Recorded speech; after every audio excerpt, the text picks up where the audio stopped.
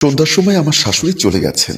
রাতে খাওয়া দাওয়া করে আমি আমার মেয়েকে নিয়ে শুয়ে আছি। মৃত্তিকার ঘুম চলে এসেছে, কিন্তু টেনশনে আমার ঘুম আসছে না। এমন সময় দরজা খোলার শব্দ পেলাম। ঘাড় ঘুরিয়ে দেখলাম গত রাতের মতো আজও দুলাভাই আমার রুমে এসেছে। এসে উনি আমার দিকে তাকিয়ে একটা মুচকি হাসি দিয়ে বলল, আমার কথা রাজি না হলে কোনো সুযোগ সুবিধাই তুমি পাবে না, তাই বলছে আমাকে খুশি করে দে। তোর যত রকমের চাহিদা আমি সব পূরণ করব, এমনকি তোর বোনের চাইতেও তোকে বেশি বেশি দিব। তোর মেয়েকে ভালো স্কুলে পড়াবো, তোর মেয়ে যখন যা খেতে চাইবে তখন তাই এনে দিব।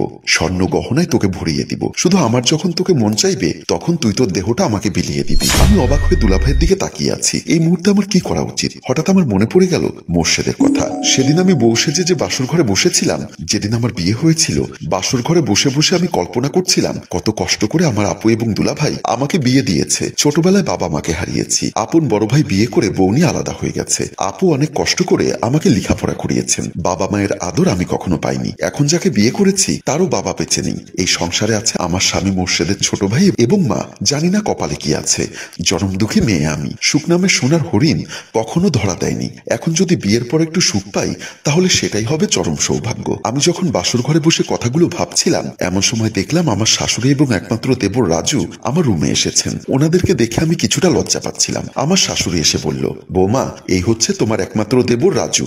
আজ ওর ভার্সিটিতে একটা পরীক্ষা ছিল, যে কারণে তোমাদের বিয়েতে ও উপস্থিত থাকতে পারেনি। রাজু আমার দিকে তাকিয়ে বলল, আসসালামু আলাইকুম ভাবি। আমি ঘুমটা সরিয়ে ওকে সালামের জবাব দিলাম, ওয়ালাইকুম আসসালাম। রাজু হাসতে হাসতে বলল, ভাবি, তোমাকে আমার বড় ভাই বিয়ে করলেও তুমি কিন্তু আমার সেবাই বেশি করবে। আমার শাশুড়ি বলল, বৌমা, তোমার শ্বশুর মারা যাওয়ার পরে দুই ছেলেকে আমি অনেক কষ্ট করে মানুষ করেছি। জানি না কতদিন বাঁচবো। তোমার কাছে আমার একটাই চাওয়া, তুমি কখনো আমার ছোট ছেলেকে আলাদা করে দিবে না। যে কোনো পরিস্থিতিতে ওকে তোমাদের সাথে রাখার চেষ্টা করবে। হায়াত মওতের কথা কেউ কখনো নিশ্চিত করে বলতে পারে না। ওর বিয়ের আগে যদি আমার মৃত্যু হয়, তুমি ওকে ভালো একটা মেয়ে দেখে বিয়ে করাবে এবং তোমার মৃত্যুর আগ পর্যন্ত ওকে তোমার সাথে রাখবে। বলে আমার শাশুড়ি আমার হাত চেপে ধরে বলল, আমি জানি একটা সংসার সুখের হয় রমণীর গুণে। তোমার হাতেই আমার এই সংসারের ভালো মন্দ নির্ভর করছে। শত কষ্টেও এই সংসারটাকে আগলে রাখবে, এটাই শুধু তোমার কাছে আমার চাওয়া। আমি তখন শাশুড়ির চোখের জল মুছে দিয়ে বললাম, জন্মের পরে মায়ের ভালোবাসা পাইনি। আপনার কাছে আমার একটাই চাওয়া, আমাকে শুধু নিজের মেয়ের মতো আপনার বুকে স্থান দিবেন। আমি আজ বাসর ঘরে বসে আপনাকে কথা দিচ্ছি, কোনো অবস্থাতেই আমি রাজুকে দূরে সরিয়ে দিব না। সব সময় নিজের ছোট ভাইয়ের মতো নিজের কাছে রাখবো। এমন সময় দেখলাম আমার স্বামী মোর্শেদ শেরওয়ানি গায়ে বাসর ঘরে প্রবেশ করলো। তাকে দেখে রাজু বলল, ভাইয়া, বাসর ঘরে ঢোকার জন্য বুঝি তোমার তর্স হয়েছে না? আর একটু পরে আসতে পারলে না? ছোট ভাইয়ের মুখে এমন কথা শুনে রাজু কিছুটা লজ্জা পেয়ে গেল। সে লজ্জায় মাথা নত করে বলল, আচ্ছা ঠিক আছে, তোরা কথা বল, আমি তাহলে আসছি। কোথায় যাচ্ছিস? বাসর ঘরে বস, আমি আর রাজু চলে যাচ্ছি। রাজু বলল, মা, আমি ভাইয়াকে বলে পাঠিয়ে দিচ্ছিলাম, তুমি তাকে থামিয়ে দিলে কেন? আমার শাশুড়ি রাজুর কান চেপে ধরে বলল, তোর আর পাকনামো করতে হবে না, এখন চল, কাল সকালে ভাবির সাথে কথা বলিস। বলে রাজুর এক টান ধরে আমার শাশুড়ি ওকে টানতে টানতে বাসর ঘর থেকে বের হয়ে গেল। মোর্শেদ আমার সামনে এসে বসে বলল, রেশমি, মানুষের জীবনের শ্রেষ্ঠতম রাত হচ্ছে বাসর রাত। এই বাসর রাতে তোমার কাছে আমি তিনটা জিনিস চাইবো, তুমি আমাকে কথা দাও সেই তিনটা জিনিস তুমি আমাকে দিবে। আমি অবাক হয়ে তাকে বললাম, আমার সবকিছুই তো আপনার, আপনি যে জিনিসগুলো চাইবেন সেগুলো যদি আমার কাছে থাকে তাহলে আমি অবশ্যই আপনাকে দিব। তোমার কিছু দিতে হবে না, শুধু আমাকে কথা দিতে হবে। আমি অবাক হয়ে প্রশ্ন করলাম, কি কথা? মোর্শেদ তখন আমার হাত চেপে ধরে বলল, তুমি আমাকে কথা দাও কখনো আমার মাকে কষ্ট দিবে না। জন্মের পরে মায়ের ভালোবাসা পাইনি, ওনাকেই নিজের মা ভেবে নিয়েছি। কোনো সন্তান কি তার মাকে কষ্ট দিতে পারে? আমি আপনাকে কথা দিচ্ছি, কখনো আপনার মাকে আমি কষ্ট দিব না। আমার দ্বিতীয় চাওয়া, আমার ছোট ভাইকে তুমি নিজের ভাইয়ের মতো জানবে। কথা দাও, তার জন্য যদি তোমার সর্বোচ্চ ত্যাগ করতে হয় তুমি তাই করবে। দেখো মোর্শেদ, আমার আপন বড় ভাই বউয়ের কথা ধরে আমি আর আমার আপুকে ত্যাগ করে চলে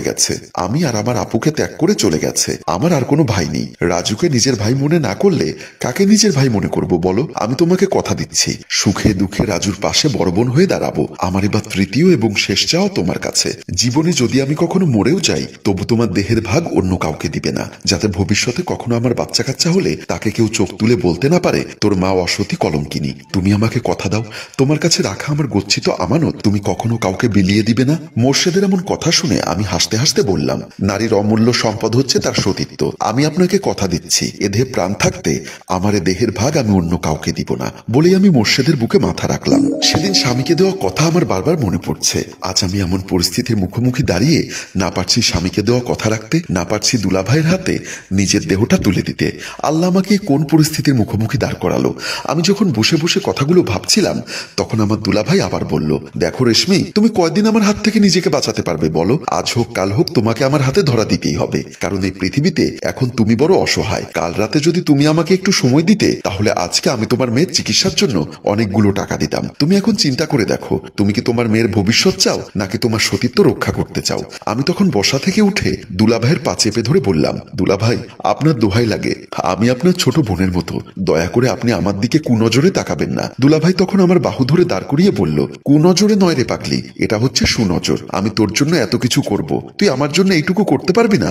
আমি তো তোর কাছে বেশি কিছু চাই না, শুধু 5টা মিনিট আমাকে সময় দিতে বলেছি। আমার 5 মিনিটের বেশি লাগবে না। তুই যদি তোর দেহটা আমাকে 5 মিনিটের জন্য দিস, তাতে তোরও উপকার হয়, আমারও ক্ষুধার্ত দেহটা শান্তি হয়। আমি পারবো না দুলাভাই, আপনি প্রয়োজনে আমাকে মেরে ফেলুন। সাথে সাথে আমার দুলাভাই উত্তেজিত হয়ে বলল, বুঝেছি, সোজা আঙ্গুলে ঘি উঠবে না, তোর কাছ থেকে জোর করে আদায় করে নিতে হবে। বলেই দুলাভাই যখন আমাকে ঝাপটা দিয়ে ধরতে যাবে, এমন সময় দরজায় আপু কড়া নাড়ল।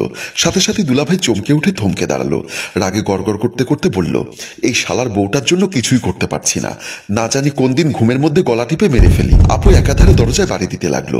দুলাভাই আবারও বলল, গতকালকের মতো আজকেও তোর আপুকে মিথ্যা বলবি, আমি যেভাবে নাটক সাজাই সেভাবে অভিনয় করবি। যদি উল্টাপাল্টা করিস তো তাহলে আজ রাতেই হবে তোর এবং তোর আপুর শেষ রাত, কথাটা মনে থাকে যেন। বলেই দুলাভাই দরজা খুলে দিল।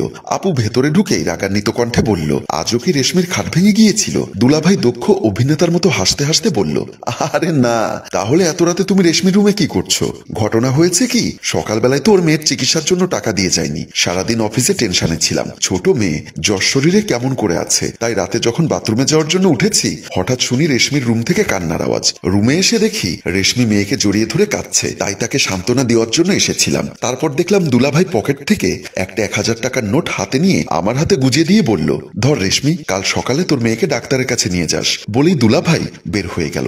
এর মধ্যে আপুকে লক্ষ্য করলাম কিছুটা সন্দেহপ্রবণ দৃষ্টিতে আমার দিকে এবং আমার মেয়ের দিকে তাকাচ্ছে। হয়তোবা আপু কিছুটা উপলব্ধি করতে পেরেছে, তাই উনি কোনো কথা না বলে শেষ পর্যন্ত ওনার রুমের দিকে চলে গেল। এদিকে আমার শ্বশুর বাড়িতে আমার একমাত্র দেবরের জন্য আজ মেয়ে দেখতে যাচ্ছে। আমার শাশুড়ি এবং আমার দেবর রেডি হয়ে ড্রয়িং রুমে অপেক্ষা করছে। আমার দেবর বলল, মা, তুমি কি মন্টু ঘটককে ফোন করেছিলে? ওনার আসতে আর কতক্ষণ লাগবে? একটু আগে ফোন করেছিলাম। ঘটক মন্টু বলল আমাদের বাড়ির কাছাকাছি চলে এসেছে। এমন সময় ঘটক মন্টু বলল, ঘরের কাছাকাছি কি? আমি তো একেবারে সামনে চলে এসেছি। আমি আন্তরিকভাবে দুঃখিত, আসতে একটু দেরি হয়ে গেল। আমার শাশুড়ি বলল, আমরা 2 ঘন্টা ধরে তোমার জন্য অপেক্ষা করছি, দেরি না করে তাড়াতাড়ি চলো। আমার দেবর বলল, ঘটক, তুমি কি মেয়ের বাড়িতে ফোন করেছিলে? ওনারা মেয়ে দেখাতে প্রস্তুত তো? ঘটক মন্টু বলল, প্রস্তুত কি? ওনারা মেয়েকে নিয়ে বসে আছে, আপনারা যাওয়া মাত্র পছন্দ হলে আংটি পরিয়ে দিতে পারবেন। তাহলে আর দেরি করে লাভ কি, তাড়াতাড়ি চলো। বলে ওরা মেয়ে দেখার জন্য বের হয়ে গেল। মেয়ে বাড়ির ড্রয়িং রুমে মেয়ের বাবা চেয়ারে বসে মোবাইলে কার সাথে জানি কথা বলছিল। আমার শাশুড়ি এবং দেবরকে দেখে উনি মোবাইলের লাইন কেটে দিয়ে বলল, আসুন আসুন, বসুন, আসতে কোনো সমস্যা হয়নি তো? আমার শাশুড়ি বলল, আসতে তেমন কোনো সমস্যা হয়নি, কিন্তু ঘটকের জন্য 2 ঘন্টা আমি আমার বাড়িতে অপেক্ষা করছিলাম। ঘটক বলল, আমি আরেক জায়গায় বিয়ের কথা পাকাপাকি করতে গেছিলাম, এজন্য আসতে লেট হয়ে গেল। তোমাদের তো কাজই হচ্ছে এটা। আচ্ছা আপনারা বসুন, আমি আপনাদের জন্য কিছু চা নাস্তার ব্যবস্থা করি। না না ভাইজান, এখন চা নাস্তার ব্যবস্থা করার দরকার নেই, আগে আপনার মেয়েটাকে দেখান। যদি আমাদের পছন্দ হয় তাহলে আমরা আজই আংটি পরিয়ে বিয়ের কথা পাকাপাকি করে যাব। তা কি করে হয়? বিয়ে হোক বা না হোক, আমার বাড়িতে আপনারা মেহমান এসেছেন, একটু নাস্তা পানির ব্যবস্থা না করলে দেখতে খারাপ দেখায় না?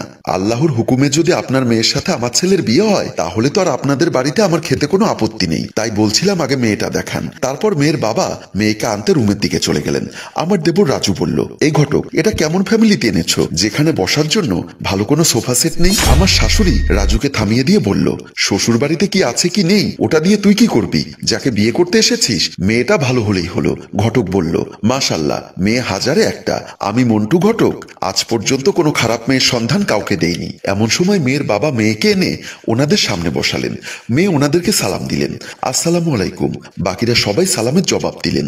আমার শাশুড়ি মেয়ের দিকে এক পলক তাকিয়ে বলল, মাশাল্লাহ, মেয়ে তো অনেক সুন্দর, আমার রাজুর সাথে ভালোই মানাবে। তারপর আমার শাশুড়ি মেয়ের দিকে তাকিয়ে বললেন, তোমার কাছে আমার জানার মতো কিছুই নেই, তোমার ব্যাপারে সব খোঁজ খবর আমরা নিয়েছি। আজ এসেছি আমার ছেলেকে দেখিয়ে তোমারও যদি পছন্দ হয় তাহলে আংটি পরিয়ে যাব। মেয়ের বাবা বলল, আপনাদের সম্পর্কেও আমার যা খোঁজ খবর নেওয়ার সব নিয়ে ফেলেছি, আপনারা চাইলে আমার মেয়েকে আংটি পরাতে পারেন। আমার শাশুড়ি বলল, আগে আপনার মেয়ের আমার ছেলেকে পছন্দ হয়েছে কিনা জিজ্ঞাসা করুন।